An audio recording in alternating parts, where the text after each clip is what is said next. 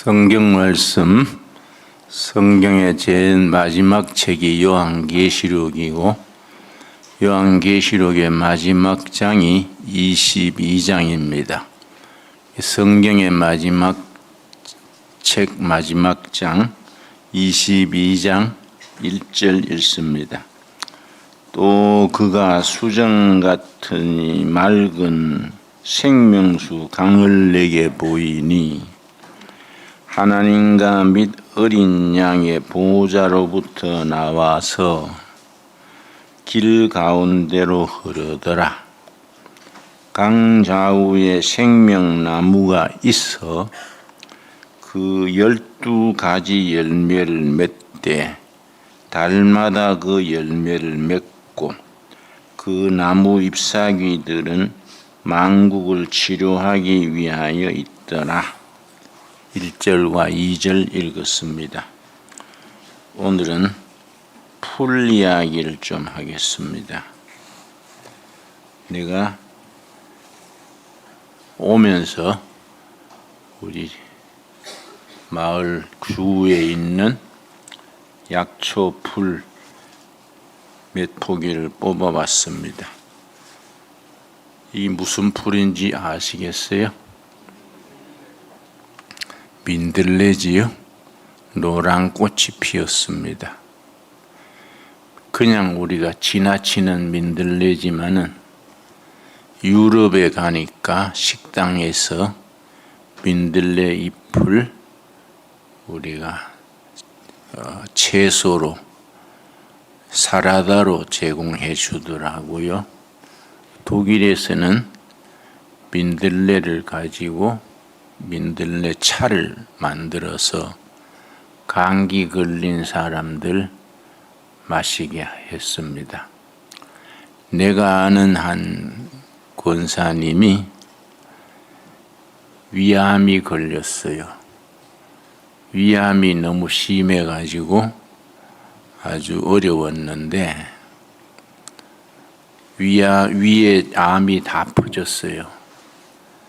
그래서 수술하기가 어렵다 하니까 성경 찬송 가지고 산속으로 들어가서 골짜기에 물 마시면서 기도하고 찬송하면서 민들레를 계속 먹었어요. 1년 뒤에 암이 없어졌습니다. 민들레는 그래서 길가에 피어있는 그냥 식물이지만 우리는 소홀하게 보지만은 항암제, 건강에 아주 좋은 풀입니다. 여러분, 이거는 여러분 잘 모르시겠지요? 요 뒤에 우리 작약, 당귀, 약초밭이 있습니다. 거기에 있는 풀인데 개똥쑥 하는 쑥 종류입니다. 개똥쑥. 우리 마을에도 길가에 흔히 나 있습니다. 중국에 7년 전에 투투라는 여자가 베이징 대학 약학과를 나왔어요. 그래서 연구소에서 평생 근무하면서 이 개똥쑥을 연구했습니다. 개똥쑥에서 뭘 만들었느냐 하면은 그 모기로 전염되는 병이 뭐이지요? 말라리아 병을 값싸게 퇴치할 수 있는 약을 이 개똥쑥에서 만들었습니다.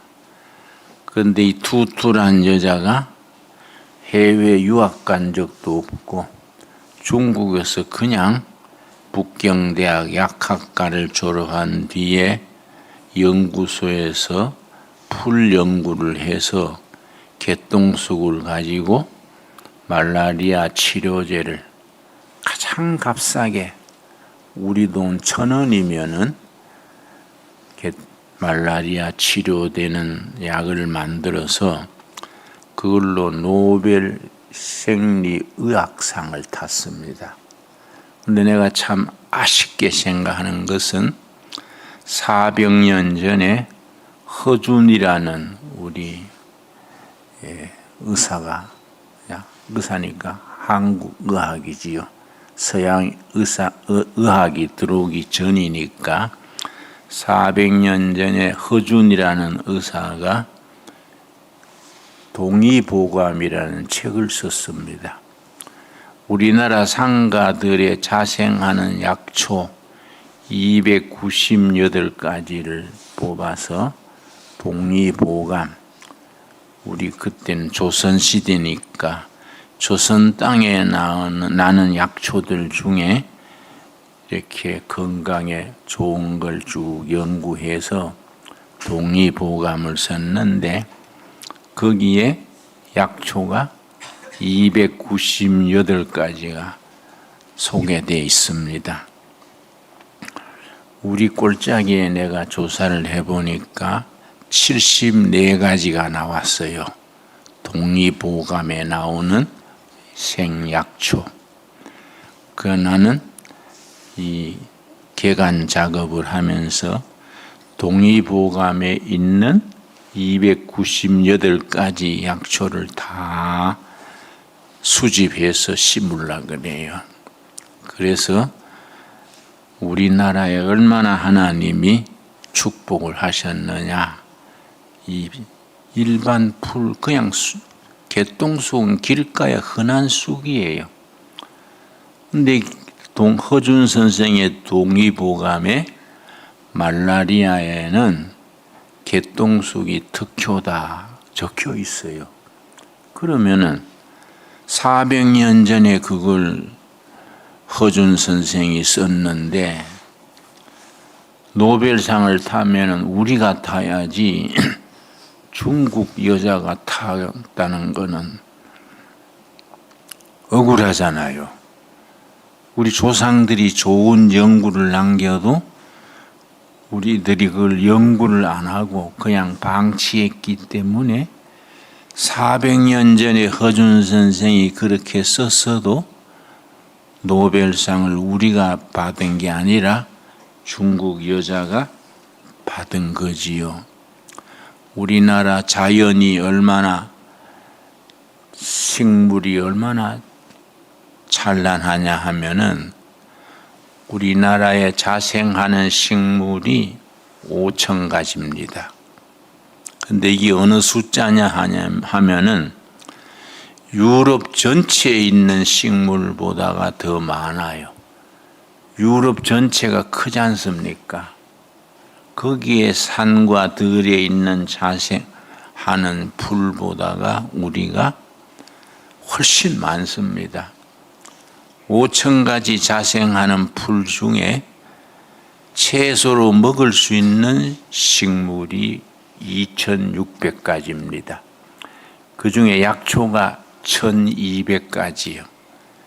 하나님이 우리 땅에 큰 축복을 하셔서 이런 약초들을 많이 심어 주신 거지요. 이거는 달맞이 꽃이라는 약초입니다. 달맞이 꽃.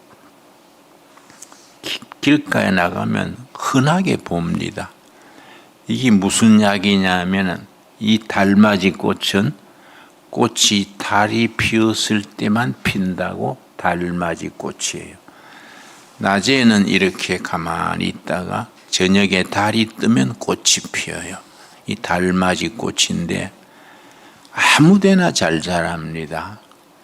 여기 이제 가을 때면은 참깨처럼 열립니다. 깨 알지요? 그걸 떨어서 참기름 짜는 길에다가 씨를 부어서 기름을 짜면은 참기름 같은 기름이 나와요.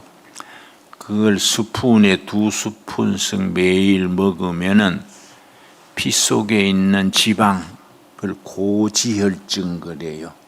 그게 말썽을 일으키거든요. 뇌졸중 이런 걸 고지혈증에서 생깁니다. 이 달맞이 꽃 기름이 피 속에 있는 그런 걸 녹여줘요. 굉장히 좋은 약입니다. 그래서 우리 두레마을에서는 이걸 한테 모으고 있어요. 상가들에 있는 달맞이 꽃을 우리 저 뒤에 산에 5,000평 밭을 개간하고 있습니다. 거기에 약초들을 쭉 심으려 그래요. 이거는 무슨 풀인지 잘 보입니까? 뽕이에요. 뽕 중에 산뽕인데 이걸 이제 첫 서글이 맞고 난 뒤에 잎을 채취해 가지고 말려 가지고 그 다음에 뽕잎 차를 만들어요. 그러면 뽕잎 차가 무슨 역할을 하느냐 하면은 당뇨, 고혈압. 여러분은 아직 뭐 당뇨, 고혈압 이런 게 있을 나이가 아니겠지만은 우리 성인들은 당뇨, 고혈압이 참 많습니다.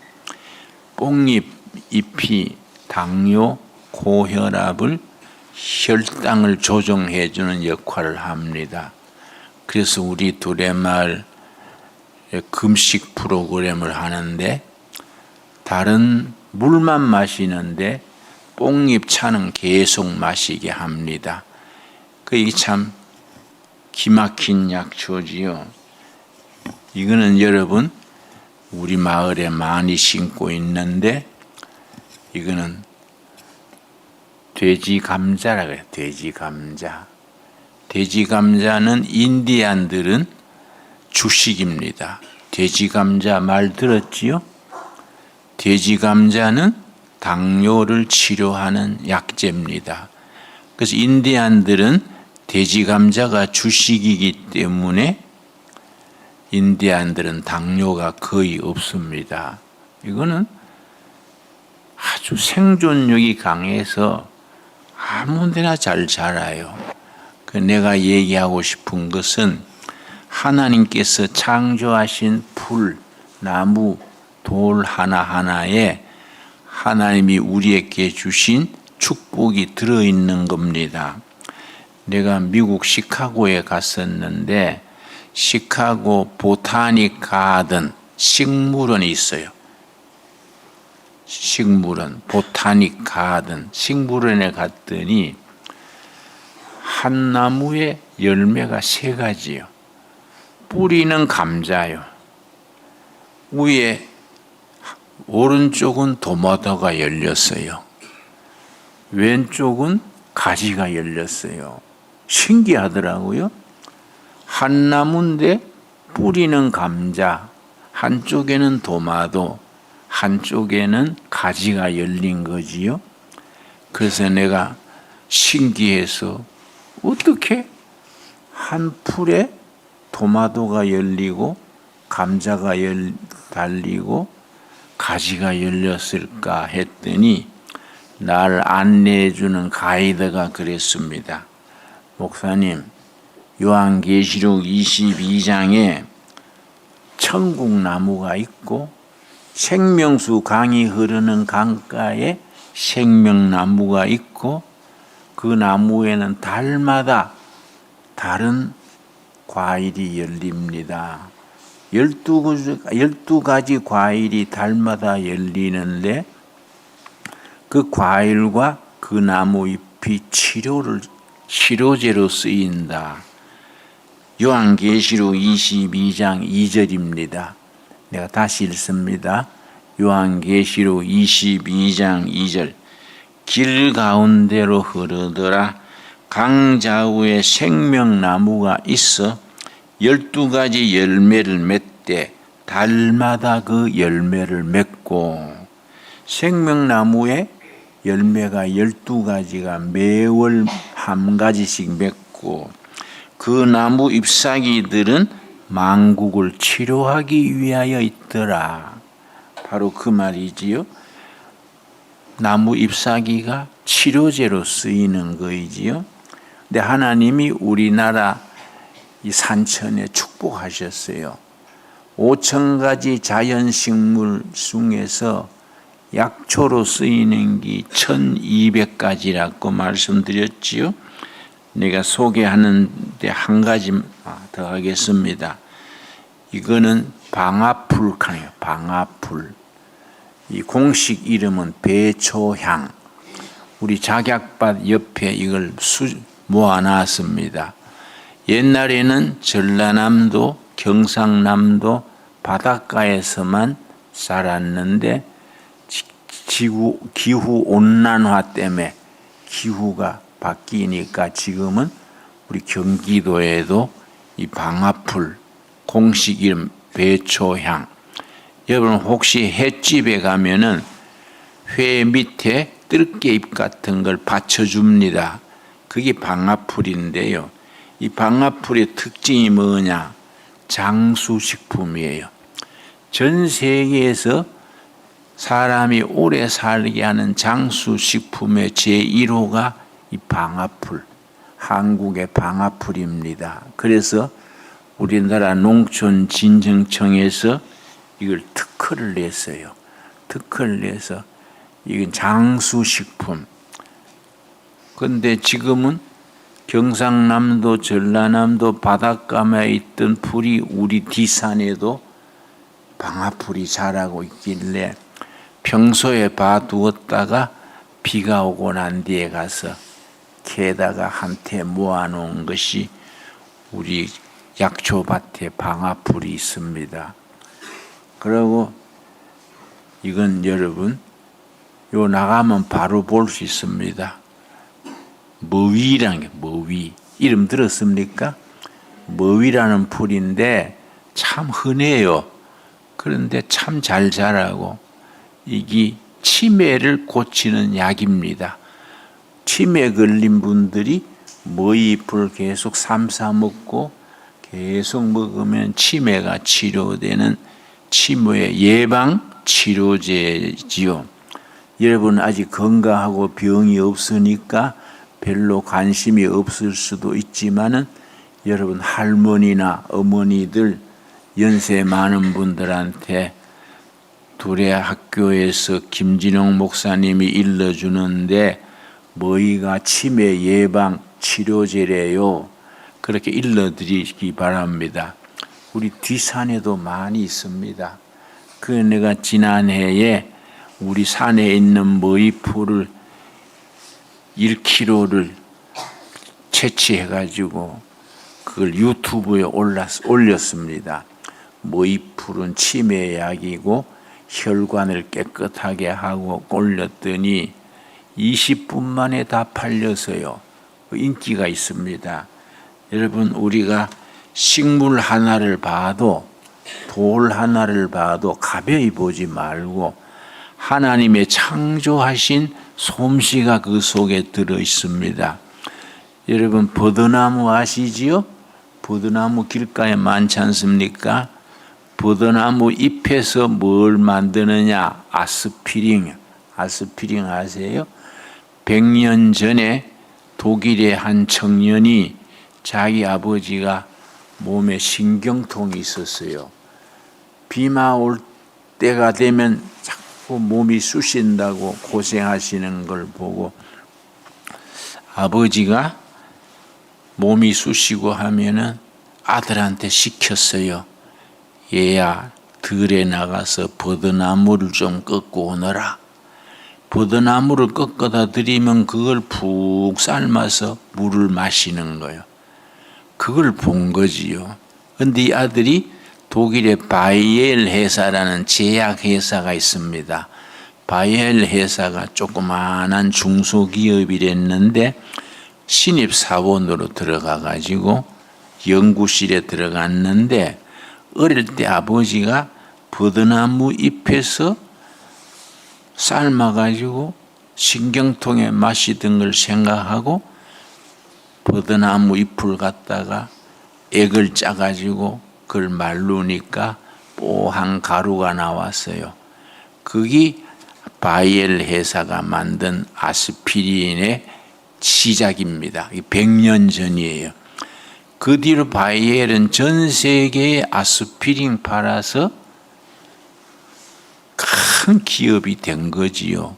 그런데 바이엘 회사가 버드나무 잎으로 큰 성공을 하니까 각 나라에 나가 있는 대사에 연락해서 각 나라마다 상무관이 있어요. 산업관계 담당하는 외교관이 있습니다. 상무관들한테 연락을 했습니다. 각 나라의 버드나무 잎을 채집해서 보내주세요. 각 나라에서 남미, 유럽, 아시아 각 나라에서 버드나무 잎을 채취해서 바이엘 회사 본사로 보냈는데 전부 분석을 해보니까 메이드 인 코리아, 한국에서 나온 버드나무가 최고로 약효가 있는 겁니다.